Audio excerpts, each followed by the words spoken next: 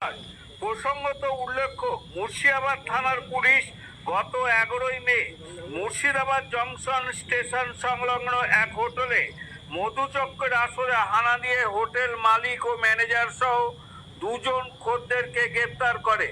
ওই ঘটনায় 6 জন মহিলাকে উদ্ধার করা হয়েছিল।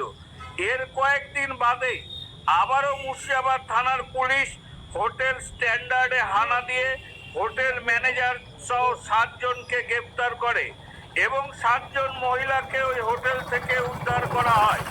আজ 15ই মে দুপুরে মুর্শিদাবাদ থানার এসডিপিও অকলকর রাকেশ মহাদেব তিনি মুর্শিদাবাদ থানায় সাংবাদিক বৈঠক করেন। এই সাংবাদিক বৈঠকে উপস্থিত ছিলেন মাননীয় মুর্শিদাবাদ থানার আইসি রাজা সরকার সহ অন্যান্য আধিকারিকগণ। মাননীয় এসডিপিও অকলকর রাকেশ মহাদেব তিনি বলেন, এদের আজ 10 দিনের রিমাইন্ডার চেয়ে কোর্টে পাঠানো হচ্ছে। তিনি আরও জানান, হোটেল মালিক পলাতক, তাকে খুব শীঘ্রই আটক করা হবে।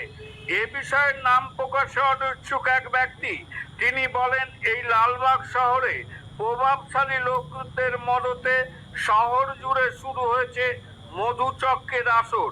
প্রশাসন যে উদ্যোগ নিয়েছে তার ভূয়সী প্রশংসা করে তিনি বলেন, প্রশাসনই একমাত্র পারে এই মধুচক্রের